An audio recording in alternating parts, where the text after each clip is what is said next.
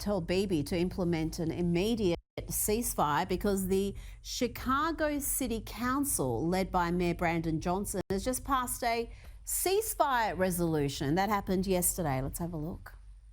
I vote aye. Yeah!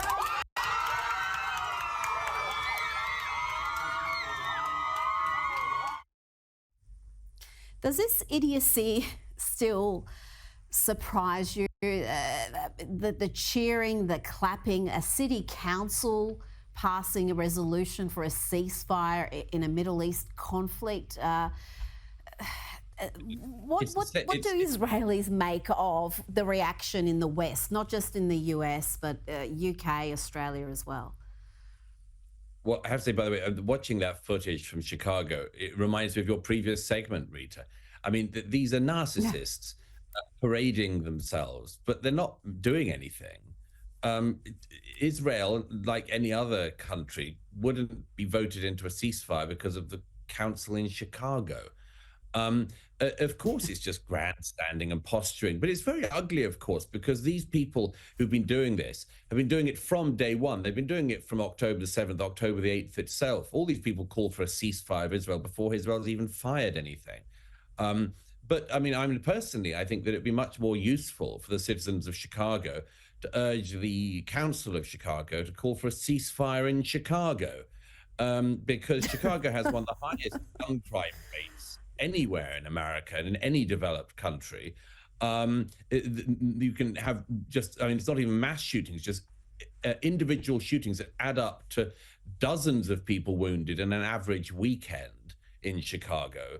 So I would urge them to look to home before they decide that they've got home so well sorted out that they can also afford a foreign policy in Chicago. Check and mate, checkmate. Douglas Murray to Brandon, the city of Chicago. Unbelievable, folks. Like I said, those people are jumping up and down as if they just won the lottery, if they just won, their team won the Super Bowl game. Oh, you know what? The city of Chicago, the shitty. That's right. It's not the city, it's the shitty of Chicago. Just pass a resolution. Ceasefire. Oh, hey, Israel, you got to stop the ceasefire, man. You know, Brandon, that black guy, the mayor of Chicago. Oh, you never heard of him? Oh, yeah. Well, there's this guy, right? He's really a nobody. But I'm telling you what, he just passed a resolution. That's right. In city council. Oh, he's dictating policy to you guys. You guys better stop the bombing. You better stop it's a ceasefire. And the people were cheering him on. You know what, Benjamin Netanyahu? Brandon's going to be giving you a call. I'd pick it up if I were you. Click. Narcissist. And he's pandering to a group of individuals. So what's he do? He's pandering to the Palestinian supporters, the Hamas supporters, basically, in the city of Chicago. Because he knows he's losing all the votes from the black residents because of the sanctuary status. And as Douglas so rightly said, I said, checkmate.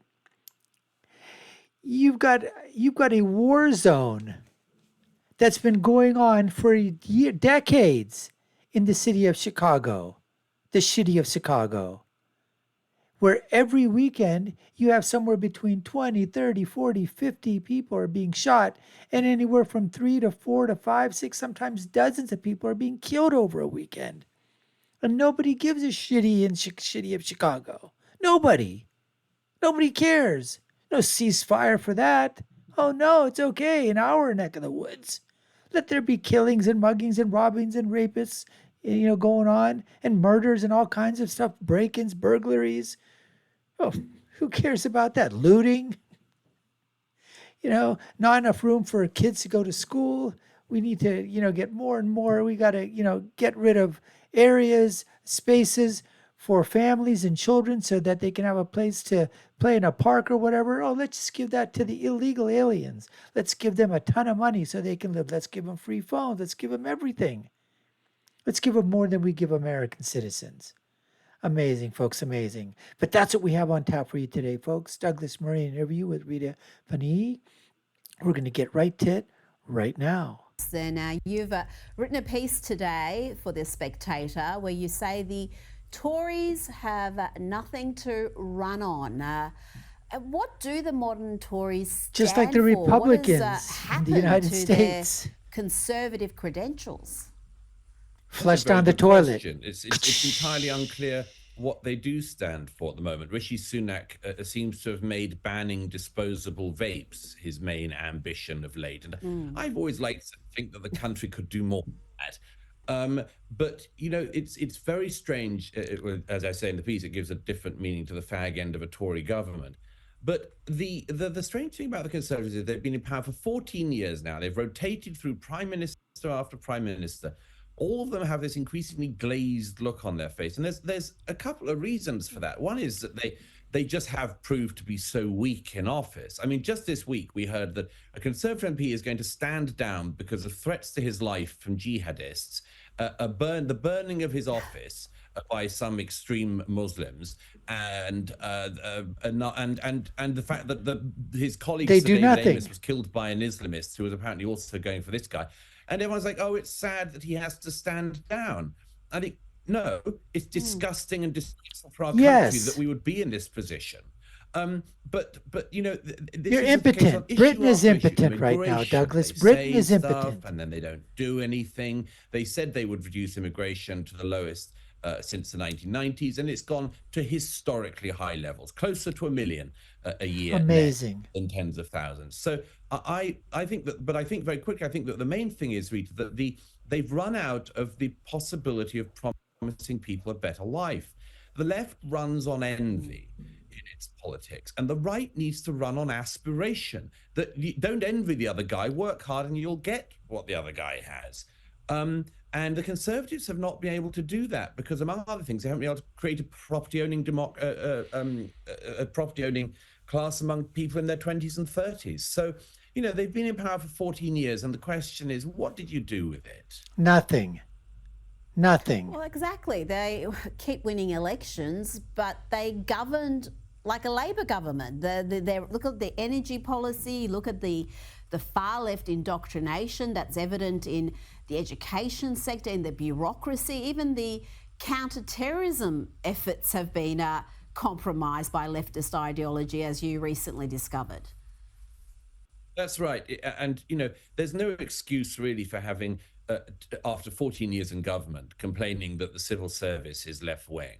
And, I just think, obviously, you should have worked that out very Amazing. fast and had something to make sure the civil service was impartial, which is what it's meant to be. It's not meant to be left-wing or right-wing. It's just meant to be impartial and institute government policy.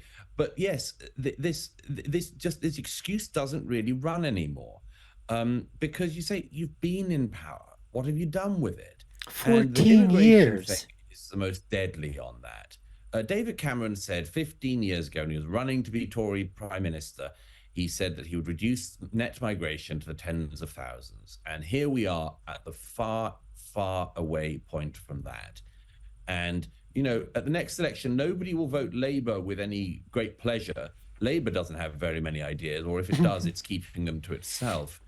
But no one will vote for Labour with pleasure, but nor will they want to turn out for the Conservatives, for a party, I think, that's let them down so many times.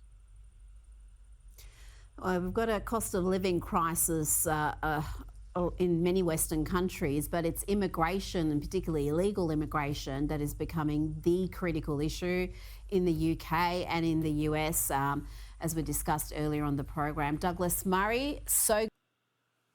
It's the immigration. It's the inflation. That's what it is, folks. As I said, the two I's, immigration, inflation. Those are the two biggies. I guess you could add, safety and security concerns now on top of that because of the illegal immigration that's happening in the United States. You want to talk about feckless. You want to talk about spineless. You want to talk about not having, being impotent. No balls, no gonads, no cojones.